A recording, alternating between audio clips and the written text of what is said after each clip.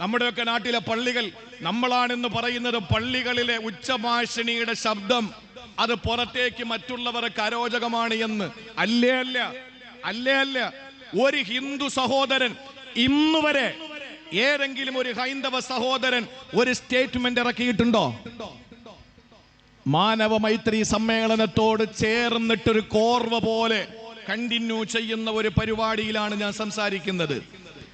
പ്രിയപ്പെട്ടവരെ, ഞാൻ പറയുന്നു, ഒരു ഹൈന്ദവന്റെ ഒരു സ്റ്റേറ്റ്മെന്റ് ഇന്നേ വരെ പള്ളിയിലെ ബാങ്ക് ഞങ്ങൾക്ക് അരോചകമാണ് എന്ന് പറഞ്ഞിട്ട് നമുക്ക് കാണാൻ കഴിയൂല. ഒരു ക്രൈസ്തവന്റെ സ്റ്റേറ്റ്മെന്റ് കാണൂല. ഒരു മതമില്ലാത്തവന്റെ പ്രസ്താവന ഇന്ന് വരെ ഒരു പേജിൽ നമ്മൾ കണ്ടിട്ടില്ല. പള്ളിയുടെ ബാങ്ക് പ്രശ്നമാണ് എന്ന് സ്വയം നമ്മൾ ചിന്തിച്ചുകൊണ്ട് നമ്മളാണ് പറയുന്നത് പള്ളിയുടെ ശബ്ദം കുറയ്ക്കണമെന്ന്. പക്ഷേ ശബ്ദമലിനീകരണത്തിന്റെ പേരിൽ അമ്പലങ്ങളിലെയും ചർച്ചുകളിലെയും പള്ളികളിലെയും ഗുരുദ്വാരകളിലെയും ബുദ്ധവിഹാരങ്ങളുടെയും ഒപ്പം രാഷ്ട്രീയ പാർട്ടികളുടെയും സംഘടനാ ചർച്ചകളുടെയും ഒക്കെ ശബ്ദം കുറച്ചിട്ടുണ്ട് ഗവൺമെന്റ്. ഹോണ് പണ്ടത്തതുപോലെ ഇല്ലല്ലോ. ഇപ്പൊ ഈ ബോക്സ് എപ്പറ കിടന്ന് ഒച്ചത്തിൽ കോവിയാലും ഈ വട്ടത്തിൽ നിൽക്കുന്നതല്ലാതെ അതിന് അപ്പുറത്തോട്ട് ഇതിനെ കീറിക്കൊണ്ടു പോകുന്നില്ല.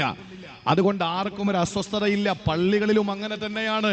പക്ഷെ നിങ്ങൾക്കറിയോ, ഹൈന്ദവ സഹോദരങ്ങൾക്ക് ഈ ബാങ്ക് എത്രത്തോളം പ്രിയങ്കരമാണെന്ന് എത്ര ഹൈന്ദവ സഹോദരങ്ങൾ പറഞ്ഞിട്ടുണ്ട്. സുബഹിന്റെ ബാങ്ക് കേട്ടിട്ടാണ് ഞങ്ങൾ രാവിലെ എഴുന്നേറ്റ് പ്രാർത്ഥനയ്ക്ക് വേണ്ടിയിട്ട് ഞങ്ങൾ പ്രാർത്ഥനാ മുറിയിൽ പോകുന്നത്. ഓംകാര പ്രാർത്ഥനയ്ക്ക് വേണ്ടിയിട്ട് ഓം സദോമാം സദ്ഗമയ തമസോമാം ജ്യോതിർഗമയ ഓം അസദോമാം സദ്ഗമയ തമസോമാം ജ്യോതിർഗമയ മൃത്യോമാം അമൃതം ഗമയ.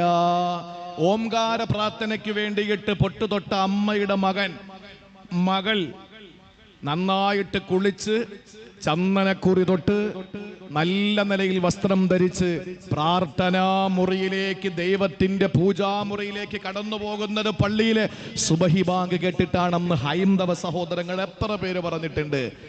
ലോഹറിന്റെ ബാങ്ക് കേൾക്കുമ്പോഴാണ് ഓഫീസിലിരിക്കുന്ന ഒരു ഹൈന്ദവന് ലഞ്ചിന്റെ ടൈമായി എന്നറിയുന്നത്.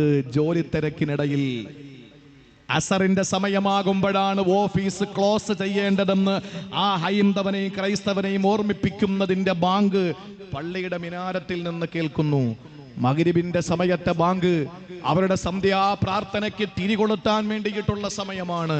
ഇഷാഇന്റെ ബാങ്ക് കേൾക്കുമ്പോൾ അവർക്ക് ഡിന്നർ കഴിച്ചിട്ട് കിടക്കാൻ ടൈമായി എന്ന് അവർക്ക് ബോധം വരുന്നത് ആ സമയത്താണെന്ന് നൂറുകണക്കിന് ഹൈന്ദവ സഹോദരങ്ങൾ പല വേദികളിലും വെച്ച് പ്രസംഗിച്ചത് ഈ വിനീതൻ കേട്ടിട്ടുണ്ട്.